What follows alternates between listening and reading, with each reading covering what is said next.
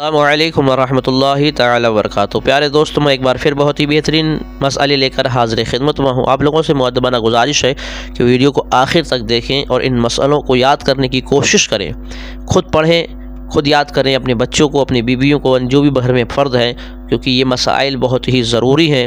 ہر مسلمان مرد عورت کے لیے سیکھنا یہ مرتے دم تک ضروری ہے، کیونکہ یہ نماز کے تعلق سے ہے، یہ نماز کی مسائل ہے نماز کے، اور جو کہ نماز ہمیں ہر حال میں یاد ہونا چاہیے، نماز کے مسئلے یاد ہونا چاہیے۔ اگر دنیا میں آئے ہیں اور اگر نماز ہی کے تعلق سے ہمیں کوئی مسائل یاد نہ ہو، نماز ہی یاد نہ ہو، تو سوچیں ذرا، رب کائنات فرماتا ہے کہ ہم نے اپنے بندے کو، جن اور انسان کو اس لیے پیدا کیا کہ وہ میری عبادت کریں، اور ہمیں عبادت کرنے کا سلیقہ ہی نہیں آتا، ڈھنگ نہیں آتا، طریقہ نہیں آتا، اس کے مسائل نہیں آتے، بلکہ دنیا زمانے کی ہر چیز کو ہم سیکھ لیتے ہیں مگر نماز کے مسائل ہم نہیں سیکھتے۔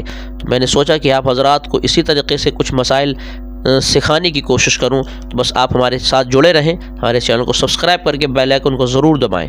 تو آئیے بلا تاخیر کہ ہم ویڈیو شروع کرتے ہیں۔ بسم اللہ الرحمن الرحیم۔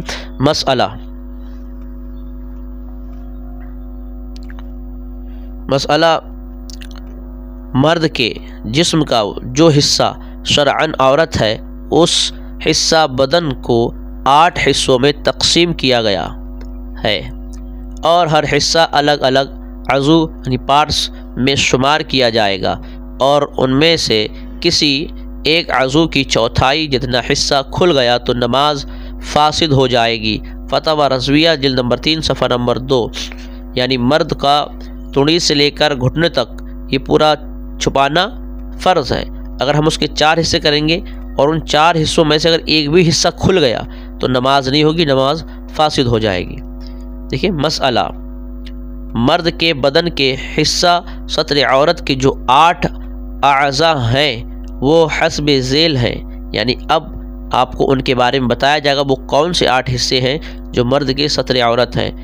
نمبر 1 ذکر یعنی اعلی تناسل، یعنی جس کو ہم پیشاب کا مقام کہتے ہیں، اپنے تمام اجزاء یعنی حفشہ و قلفہ وغیرہ کے ساتھ مل کر ایک عضو ہے، یعنی پورا جو پیشاب کا مقام ہے وہ پورا مل کر اس کو ایک عضو کہتے ہیں، ٹھیک ہے، ایک اعضا کہتے ہیں، ٹھیک ہے۔ نمبر 2 انثنین یعنی دونوں خصے، یعنی فوتے کپورے، یعنی جو مقام کا پیشاب مقام ہے اس کے نیچے جو گولی ہوتی ہیں ان کو کہتے ہیں، ٹھیک ہے، مل کر ایک عضو ہے۔